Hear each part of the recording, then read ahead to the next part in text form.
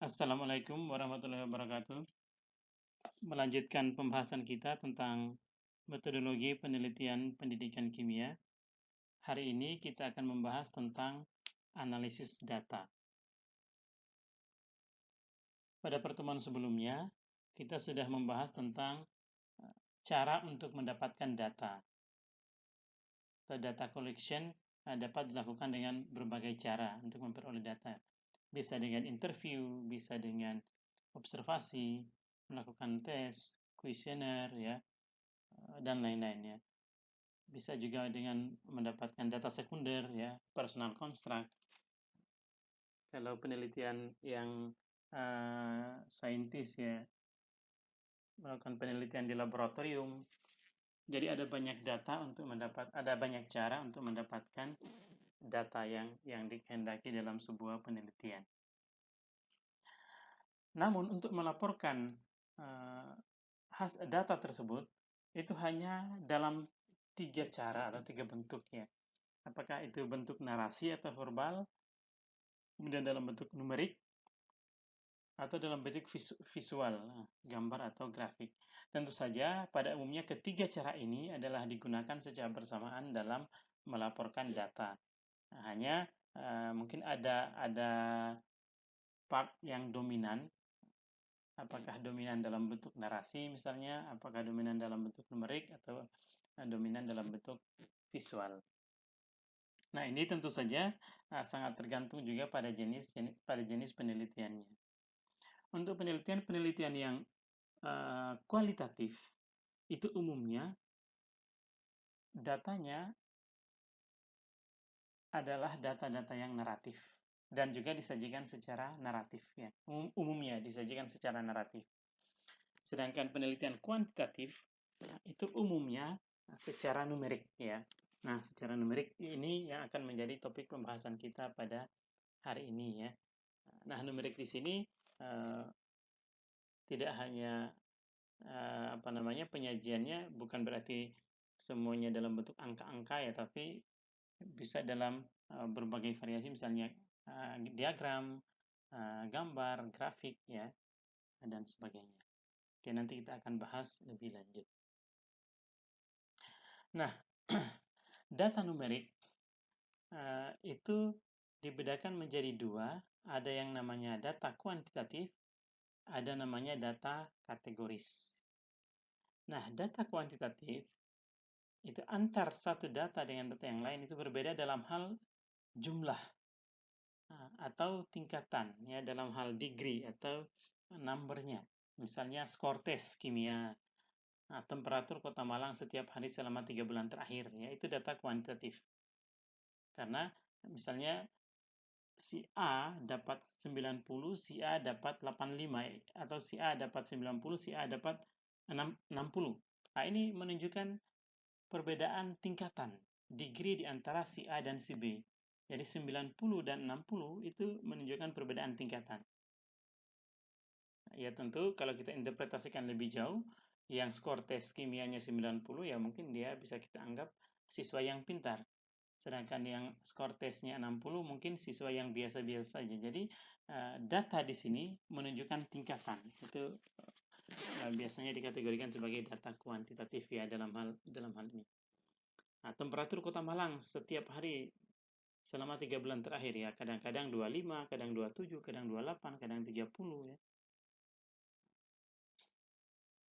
Nah, data kuantitatif itu umumnya masuk dalam skala ordinal, interval, atau rasio. Nah, apa itu skala ordinal, skala interval, skala rasio sudah kita bahas pada pertemuan paling awal. Nah, coba nanti kalau ada yang lupa bisa dibaca lagi, ya. Nah, yang kategori berikutnya ada namanya data kategoris atau categorical data, ya. Dan yang sebelumnya tadi adalah quantitative data, yang ini adalah categorical data. Nah, kalau data kuantitatif berbeda dalam hal jumlah atau tingkatan, nah data kategoris ini berbeda dalam hal jenis, gender, ya, etnis, ya. Jadi misalnya gender kan laki-laki dan perempuan, ya, laki-laki dan perempuan tidak menunjukkan perbedaan tingkatan, ya, sama saja. Hanya kadang-kadang kalau misalnya mau dilabeli 1 dan 2 itu tidak menunjukkan tingkatan. etnis, ada etnis Sumatera, ada etnis Jawa, ada etnis Kalimantan ya. Nanti kalau kita buat lebih khusus lagi, ada etnis Sunda, ada etnis Jawa, ada etnis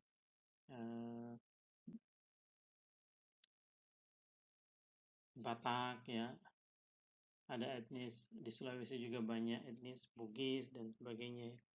Nah, ini kalaupun dilabeli itu tidak menunjukkan tingkatan. Nah, yang membedakan hanya yaitu tadi jenisnya saja, kelompoknya saja, ya gender laki-laki dan gender perempuan. Kalau tadi data kuantitatif yang 90 dan 60 itu jelas 90 lebih baik dari 60. Tapi kalau yang data kategoris ini ya tidak ada yang lebih baik, hanya perbedaan jenis saja. Tidak bisa dikatakan bahwa laki-laki lebih baik dari perempuan atau vice versa. Demikian pula etnis, tidak bisa dikatakan bahwa suku A lebih baik dari suku B, sama semuanya. Hanya berbeda dalam hal jenisnya saja. Oke, itu namanya data kategoris. Nah, dalam pembahasan kita kali ini itu adalah tentang bagaimana menganalisis data yang sudah diperoleh tadi. Jadi memperolehnya tadi bisa dengan interview atau wawancara, bisa dengan observasi, bisa dengan penelitian di laboratorium, bisa dengan kuesioner ya dan sebagainya ya. Nah, anyway nanti Anda akan memperoleh atau kita akan memperoleh data. Nah, analisis data itu secara umum dibagi dua, ada analisis kualitatif, ada analisis kuantitatif. Ya tentu saja kalau analisis kualitatif yaitu adalah untuk penelitian-penelitian yang bersifat kualitatif ya. Untuk analisis data kuantitatif itu untuk penelitian-penelitian yang bersifat kuantitatif. Di literatur-literatur yang lama kalau Anda buka, kalau Anda baca banyak literatur itu kadang membedakan antara penelitian kualitatif dan kuantitatif. Katanya gini, kalau penelitian kualitatif itu datanya, kalau datanya sedikit itu biasanya bisa dianalisis dengan analisis kualitatif. Kalau banyak itu mesti kuantitatif. Yaitu dulu mungkin relevan. Kalau sekarang bisa jadi itu sudah debatable. Nah, mengapa debatable? Sekarang orang yang penelitian kualitatif bisa datanya sangat banyak. Apakah sulit dianalisis? Tidak. Sekarang sudah banyak software yang bisa membantu untuk melakukan analisis data kualitatif meskipun datanya juga masif. Misalnya NVivo. Nah, itu mungkin bahwa data yang datanya banyak itu kuantitatif, yang datanya sedikit itu kualitatif, mungkin sudah debatable apakah masih relevan atau tidak dengan perkembangan sekarang ya. Ya karena itu tadi sangat banyak orang-orang yang melakukan penelitian kualitatif, datanya juga sangat banyak, tetapi dianalisis dengan analisis kualitatif ya karena sudah banyak software misalnya yang membantu untuk melakukan analisis itu, misalnya NVivo. Oke, pembahasan kita hari ini kita akan konsentrasi pada analisis data kuantitatif, atau biasa juga disebut analisis statistik. Nah, analisis statistik itu dibagi lagi menjadi dua, ada analisis deskriptif, ada statistik deskriptif, ada statistik inferensial. Nah, statistik inferensial itu sendiri dibagi menjadi dua, ada namanya statistik parametrik, ada namanya statistik non-parametrik. Nah, kedua-duanya terbagi dua, korelasi dan komparasi ya. Nah, mungkin Anda sering mendengar ada UGT ya, ada ANOVA, ada ANACOVA, ada Chi kuadrat, ada Wilcoxon ya, ada Human Whitney dan sebagainya ya. Ada misalnya korelasi produk moment, ada korelasi biserial. Nah, itu adalah jenis-jenis analisis atau statistik inferensial. Hanya tadi yang saya sebutkan tadi, ada yang masuk kategori parametrik, ada yang masuk kategori non-parametrik. Ya. Nah, nanti pembahasan ini kita akan bahas pada pertemuan selanjutnya tentang statistik inferensial. Nah, pada pertemuan kali ini, kita akan membahas tentang statistik deskriptif dulu. Ya. Nanti tentang statistik inferensial kita akan bahas pada pertemuan selanjutnya.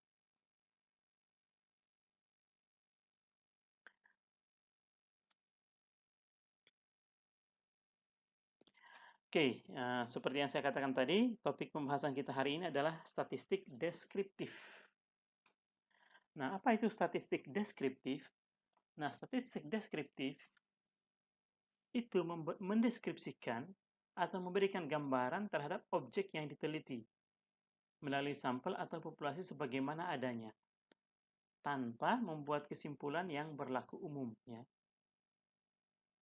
Jadi, kalau penelitian Anda hanya mendeskripsikan objek yang Anda teliti, hanya mendeskripsikan objek, berarti mungkin Anda akan menggunakan statistik deskriptif.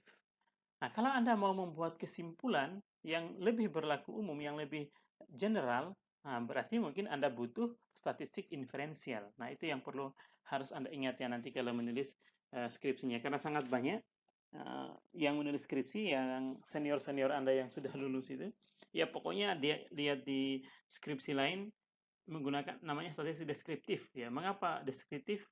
Ya, tidak bisa menjelaskan gitu ya. Pada dasarnya, tentang statistik yang lebih detail ini Anda sudah pelajari dalam statistik pendidikan ya.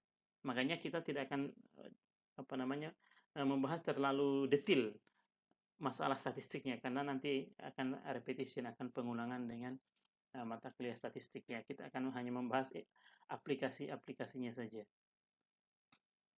Nah, umumnya statistik deskriptif, sekali lagi saya ulang, tadi statistik deskriptif itu kalau penelitian Anda hanya akan mendeskripsikan atau memberikan gambaran terhadap objek yang diteliti. Ya, tanpa upaya untuk membuat kesimpulan. Nah, kalau Anda hendak membuat kesimpulan, berarti Anda harus tindak lanjuti dengan statistik inferensial. Nah, itu ya. Jadi, bisa enggak digunakan bersamaan? Ya, bisa ya. Data Anda nanti ada analisis secara statistik deskriptif, juga analisis secara inferensial. Tentu nanti tujuannya beda. Yang statistik deskriptif tadi untuk mendeskripsikan saja, sedangkan inferensial untuk menarik kesimpulan yang bisa berlaku umum. Nah, statistik deskriptif itu umumnya disajikan secara visual ya. Visual lebih disukai misalnya dengan diagram, dengan grafik ya, dengan tabel ya, dan sebagainya. Nah, kita akan bahas satu persatu ya. Nah, pada pertemuan kali ini kita akan membahas 3 saja mungkin ada beberapa hal, ada beberapa cara menyajikan data secara statistik secara deskriptif. Nah, yang pertama, yang paling umum adalah tabel dan distribusi frekuensi atau biasanya disebut frekuensi poligon ya, atau poligon frekuensi. Nah, kapan kita menggunakan ini? Nah, kalau Anda memiliki data yang sangat masif, yang sangat banyak, nah, mungkin lebih baik Anda menyajikannya dalam bentuk data frekuensi. Tabel frekuensi, sorry. Nah, coba kita lihat di situ. Yang tabel yang ada di slide itu kan hanya 10 ya. Nah, stress level 1 sampai 10, nah, tabelnya ringkas. Coba kalau Anda sajikan semuanya, itu total datanya berapa? 500. Frekuensinya 500. Berarti itu berapa kali lipatnya itu? 50 kali lipatnya panjangnya kalau Anda tuliskan semuanya. Nah, dengan tabel frekuensi seperti ini menjadi lebih ringkas. Nah, itu misalnya yang 2,6% ternyata ada 13 yang stress level tingkat 1 ada 13 orang atau 13 orang. Ini kan menyajikan frekuensi atau tingkat stres guru ya, dari skor 1 sampai 10. Yang 10 itu berarti paling stres, 1 itu tidak stres ya. Nah, 5 tengah-tengah. Nah, ternyata guru yang merasa stres dari 500 orang itu ada 10 orang yang sangat stres ya, yang sudah mentok itu level stresnya, 10. Ada yang ya biasa-biasa saja hanya 13. Yang banyak ternyata apa di situ? Yang banyak itu berkisar 7 sampai 8. 7 dan 8, sorry, yang tinggi. Nah, apa yang bisa kita ceritakan dari tabel ini? Yaitu berarti coba kita lihat di sana. Di pertengahan 5 dan 6 itu juga tinggi. Itu juga tinggi. Tetapi yang paling tinggi adalah 7 dan 8. Ternyata yang kurang stres itu sedikit ya. Yang tidak stres sama sekali, yang sangat santai itu hanya 13 orang. Ya, relevan dengan ekivalen dengan yang sangat stres ya, mungkin ini sudah mau mengundurkan diri mungkin dari guru ini ya, jadi guru ini ya, yang 10 orang ini. Nah, sama yang 25 orang yang 9 ini juga bahaya. Nah, ternyata kalau kita lihat di situ distribusinya banyak di atas 6. Nah, frekuensinya banyak di atas 6. Nah, umumnya yang paling tinggi itu adalah di 7 dan 8. Nah, apa yang bisa kita gambarkan dari ini bahwa ternyata mayoritas guru yang disurvei di sini yaitu sudah menunjukkan tingkat stres yang apa namanya sudah harus mendapat perhatian ya, karena sudah di atas 5 ya, sudah di atas 6 malah. Itu semakin tinggi stresnya, itu jumlah yang menunjukkan stres itu semakin banyak ya. Nah, ini berarti bisa menjadi perhatian nih bagi orang-orang yang atau pihak-pihak yang berkepentingan atau yang terlibat dengan ini, misalnya pemerintah ya, gimana caranya supaya guru tidak stres ya, entah ditingkatkan gajinya dan sebagainya ya.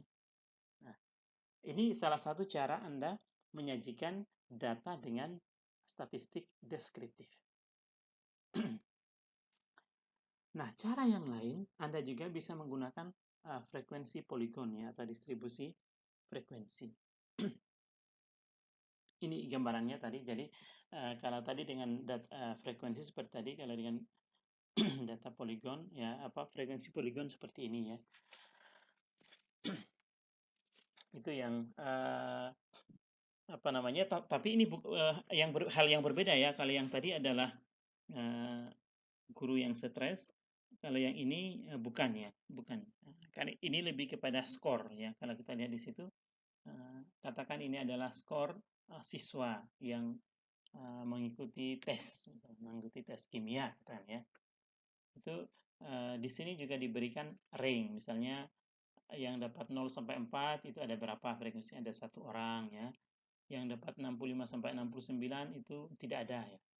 Yang dapat 60 sampai 64 itu banyak ya, ada 5 orang. Yang paling banyak di situ 25 sampai 29 ya. Nah, ini frekuensi poligon ya. Ini salah satu cara lain untuk menyajikan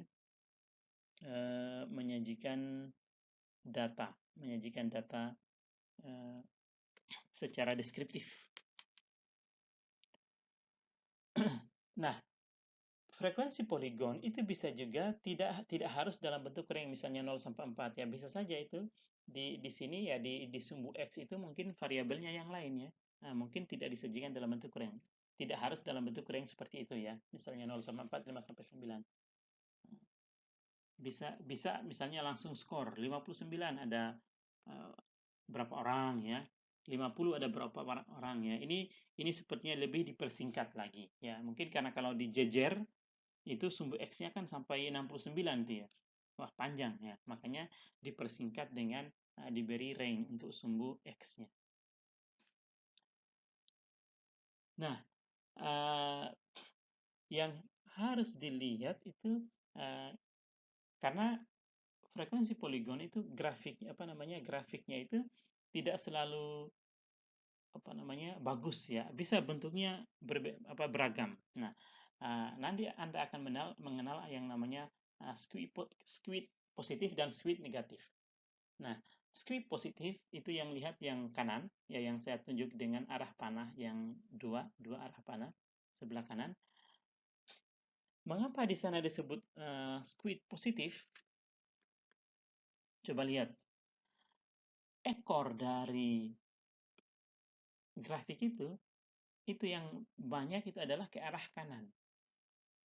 Ke arah yang skornya lebih tinggi, yang lebih positif kan ya. Nah, kalau skor tes kan ya semakin tinggi kan semakin positif.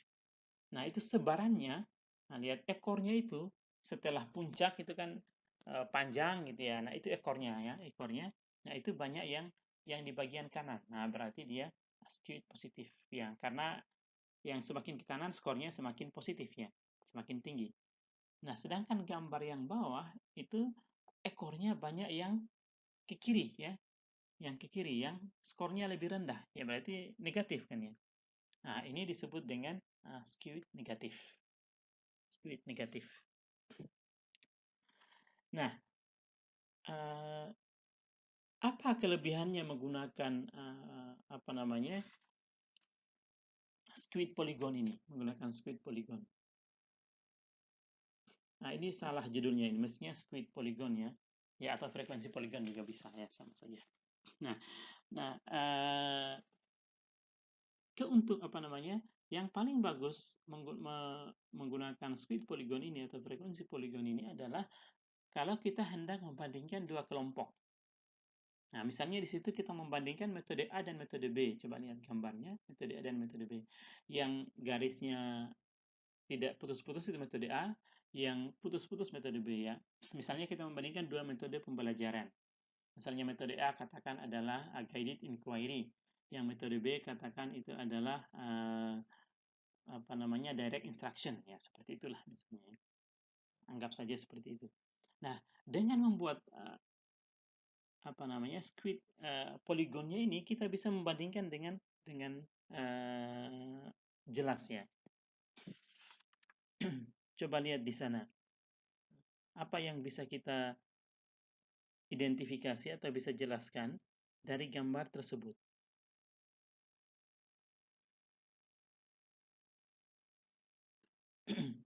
Coba dilihat gambarnya. Nah, apa yang bisa ingat yang putus-putus itu adalah metode pembelajaran B ya, katakan direct instruction. Yang garisnya tidak putus-putus itu adalah metode pembelajaran A ya, misalnya guided inquiry ya. Nah, dari gambar ini kita bisa mengekstrak beberapa informasi penting atau temuan penting. Apa misalnya? Misalnya yang pertama kita bisa lihat bahwa ternyata metode pembelajaran apa namanya? Metode pembelajaran B, metode pembelajaran B yang putus-putus itu secara umum ya, dia menghasilkan skor atau skor tes kimia yang atau hasil belajar atau skor tes kimia yang lebih tinggi dibandingkan metode pembelajaran A. Nah, coba lihat di situ kan, yang metode pembelajaran B yang banyak yang sampai 96 sampai 100 ya, 91 sampai 95 ya. Ada yang dapat skor itu. Sedangkan yang A itu hanya sampai 86 sampai 90. Jadi secara umum ya yang paling tinggi skornya itu adalah di siswa yang dibelajarkan dengan metode pembelajaran direct instruction. Nah, demikian pula yang paling rendah ya, sama di situ ya juga ada di direct instruction. Di direct instruction. Ya, misalnya itu salah satu informasi yang bisa kita dapatkan dari gambar ini, dari diagram ini, dengan untuk membandingkan dua kelompok tadi. Apalagi yang bisa kita lihat? Oh, ternyata skor siswa yang dibelajarkan dengan metode pembelajaran B itu lebih terdistribusi luas ya. Itu kan dari rentangnya dari di bawah 36 sampai 100 ada ya. Jadi lebih terdistribusi luas. Tapi kalau yang metode pembelajaran A itu lebih mempat kan? Itu mulai dari 41 sampai 45 sampai 86 sampai 90. Jadi lebih tidak terdistribusi dibandingkan metode pembelajaran A misalnya.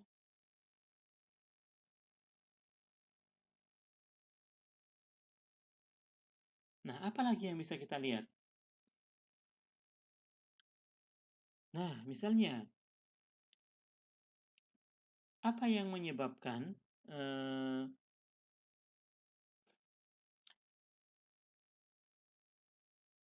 skor siswa yang dibelajarkan dengan metode pembelajaran B itu apa namanya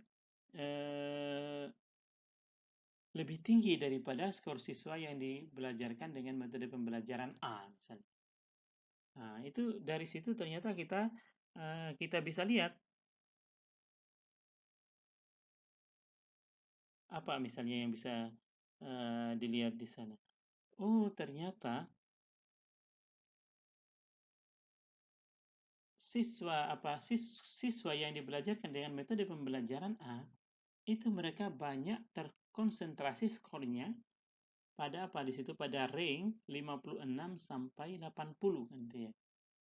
56 sampai 80 banyak di sana. Sedangkan siswa yang dibelajarkan dengan metode B itu terdistribusinya, mereka coba kita lihat di sana setelah di atas 76, itu mereka lebih banyak di sana, lebih banyaknya. Nah, tapi ada yang identik dari kedua grup ini, Apa di sana misalnya? Nah, siswa yang mendapatkan skor di bawah 61 misalnya, kalau kita lihat di situ, siswa yang mendapatkan skor di bawah 61 itu untuk siswa yang dibelajarkan dengan metode pembelajaran guided inquiry atau A itu sebanyak 10 orang. Nah, sedangkan yang dibelajarkan dengan direct instruction sama dengan 12 orang, ya, itu hampir sama.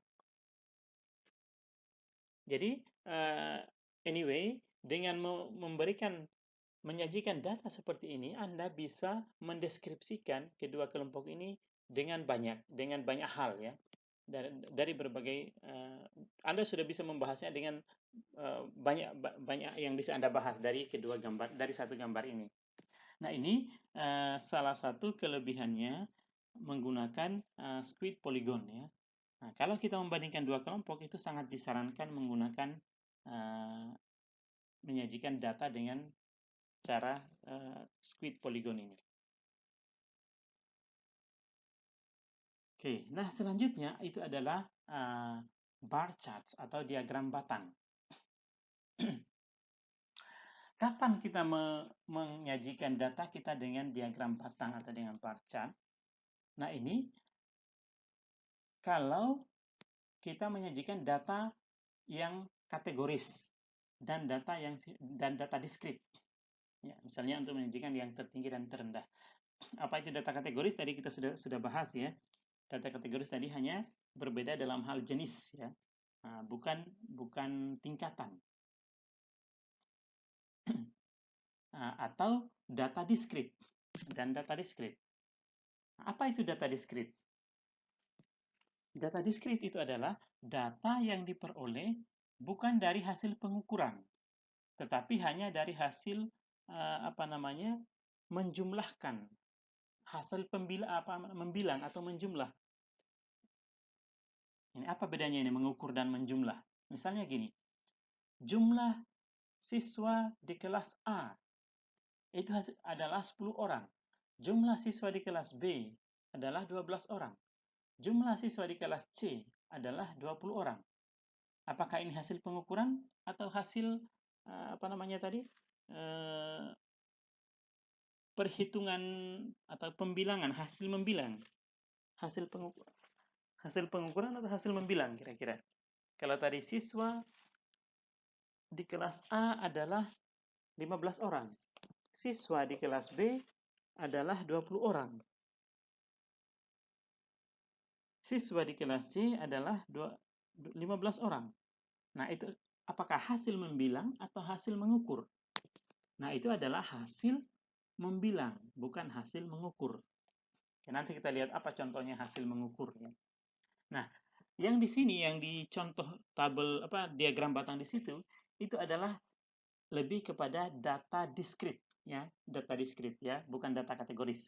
Tapi maksud saya adalah bahwa bar chart itu biasanya digunakan untuk menyajikan data yang kategoris dan data diskrit.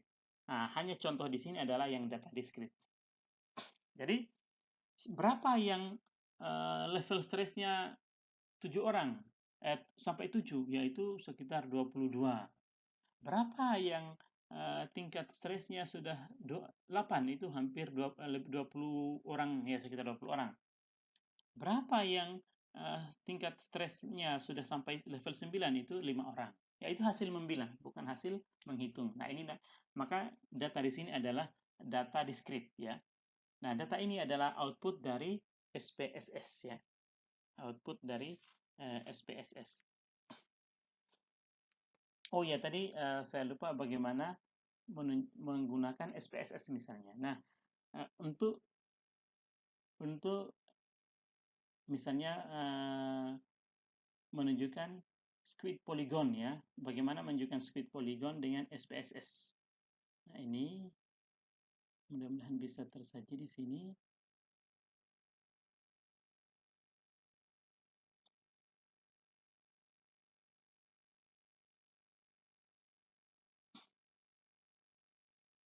Oke, ini mudah-mudahan SPSS-nya terekam di sana ya. Nah, ya.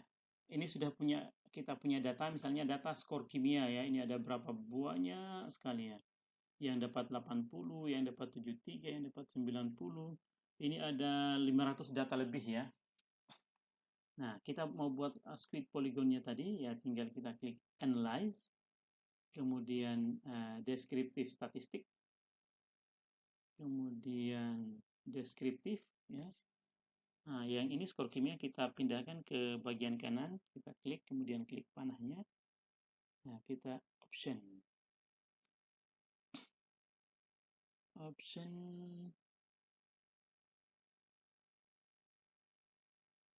Oh, sebentar.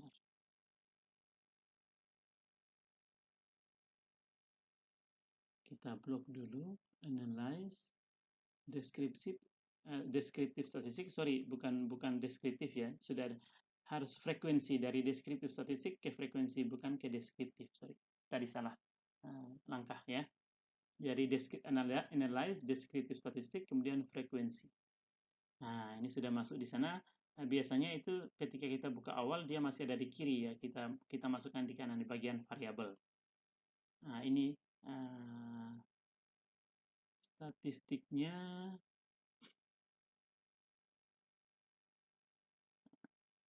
Oke, oh di chart ya. Tempatnya ada di chart.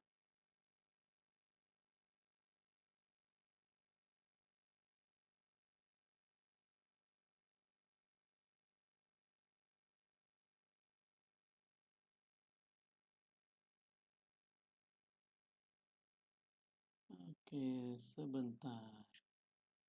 Kok saya jadi, oh ya, sorry.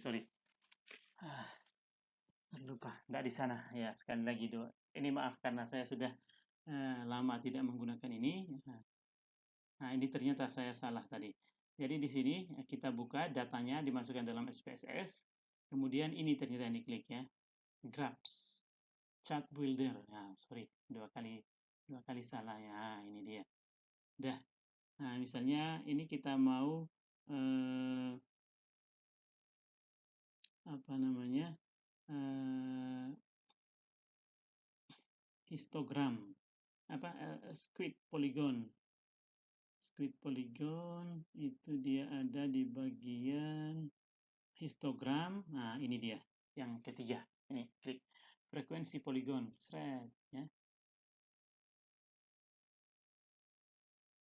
Frekuensi poligon. Nah, klik 2 kali. Nah, ini y-axisnya apa, x-axisnya apa, y-axisnya apa. Nah, ini kita drag ini skor kimia ke sini. Shred. Oke, skor kimia ini nanti jadi frekuensi di sini ya. Frekuensi. Ya. Oke, frekuensi. Ini kita lihat di sini y-axisnya frekuensi, x-axisnya skor kimia ya. Sekarang tinggal kita oke. Nah, keluarlah frekuensi poligonnya. Nah, ini berarti masuk squid apa ini? Masuk squid negatif ya. Masuk squid negatif. Yaitu caranya menampilkan frekuensi poligon dengan SPSS. Oke, saya close ya. Kemudian kita kembali ke yang tadi. Oke, bar chart ya. Ini adalah luaran dari SPSS ya. Nah, bagaimana kita membuat bar chart dengan SPSS? Saya kira sangat gampang ya. Bahkan dengan Excel pun bisa. Ya. Dengan Excel pun bisa. Oke, sekali lagi diagram batang atau bar chart itu disajikan kalau data yang kita sajikan itu adalah data diskrit atau data kategoris ya. Ya, contoh di sini adalah data diskrit. Apa itu data diskrit? Tadi sudah dijelaskan ya. Nah, cara yang lain untuk menyajikan data secara deskriptif itu adalah dengan menggunakan histogram. Menggunakan histogram. Nah, data kalau tadi bar chart itu adalah data diskrit, nah histogram itu adalah untuk data yang kontinum. Nah, apa itu data kontinum? Nah, itu ya kebalikannya dari data diskrit tadi. Kalau data diskrit itu data yang diperoleh dari hasil membilang. Kalau data kontinum itu data yang diperoleh dari hasil mengukur. Nah, skor kimia siswa itu adalah hasil mengukur.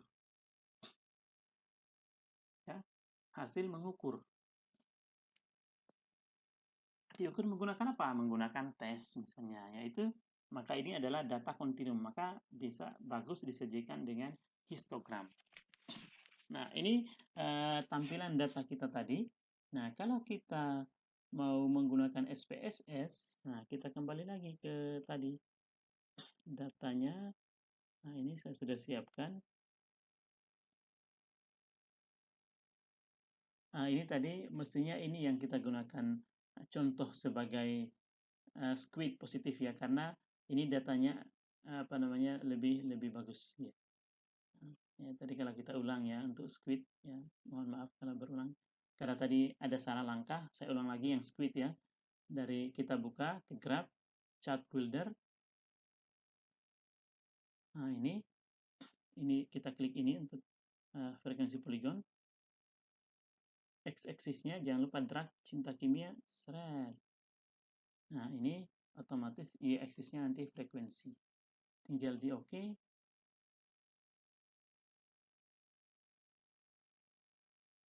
Ini kan datanya masif, ada 500-an. Mana outputnya? Wah. Ini keluar outputnya. Ini apa namanya? Frekuensi poligonnya. Oke. Sekarang kita kembali ke yang tadi. Bagaimana mengeluarkan ini data histogram dari SPSS ya. Ini tadi data skor kimia juga ya. Ini yang saya sajikan di sini persis data yang tadi yang saya gunakan pertama tadi. Nah, ini dia. Nah, ini yang harusnya analyze. Tadi saya mess up dengan ini. Analyze, kemudian descriptive statistik, frekuensi. Nah, ini sudah ada di sini. Nah, tinggal kita klik ini chart. Nah, histogram sudah. Biasanya itu non, karena tadi saya sudah pernah klik, jadi dia sudah otomatis muncul di histogram. Tapi biasanya non di sini. Jadi kita harus klik histogram. Nah, bisa kita tunjukkan show normal curve on histogram. Jadi kurva normalnya nanti ditunjukkan. Kalau kita tidak centang nanti tidak muncul. Nah, tadi kalau kita membuat bar chart dengan SPSS berarti kita klik yang ini nanti. Nah, kalau bar chart kita pilih apakah berupa frekuensi, nanti akan keluar di diagram batangnya itu ada frekuensi. Kalau persentase nanti akan keluar persentase ya. Nanti Anda coba sendiri. Ya, yang ini sekarang kita coba histogram. Nah, kita continue. Kemudian oke. Mana dia? Nah, ini dia. Nah, kan persis yang tadi saya ambil ya. Nah, kalau kita mau coba lagi tadi dengan bar chart ya, seperti analyze lagi, frekuensi, chartnya kita ganti dengan bar chart. Nah, sekarang kita pilih frekuensi. Oke. Mana bar? Ini muncul bar chartnya ya, frekuensi. Jadi yang skornya 77 ada berapa orang ini ya? Sekitar 110 orang. Yang skornya 91 ya sekitar 38 orang. Yang skornya 45 mungkin sekitar 1 atau 2 orang. Skornya 64 ya, dan ini ya, kalau menggunakan frekuensi. Nah, bar chart tadi bisa juga kita menggunakan persentase ya, kita rubah ya. Chartnya bar chart, tapi kita rubah persentase. Oke. Mana? Nah, ini dia lebih persen ya, persen. 77 ada berapa persen? 82 ada berapa persen ya? Yang dapat skor 82, yang dapat 91 berapa persen? Oke, itu mungkin untuk pembahasan tentang statistik deskriptif. Masih ada beberapa cara untuk menyajikan data dengan deskriptif. Nanti kita akan lanjutkan pada pertemuan berikutnya ya. Nanti ada masih ada box plot, ada scatter plot ya. Masih ada beberapa cara, masih ada cross tabulasi ya untuk menyajikan data secara deskriptif. Nanti kita akan bahas pada pertemuan selanjutnya. Saya kira itu saja. Terima kasih. Assalamualaikum warahmatullahi wabarakatuh. Jika ada pertanyaan, nanti bisa ditanyakan di grup WA kita. Kita akan diskusikan bersama. Terima kasih. Assalamualaikum warahmatullahi wabarakatuh.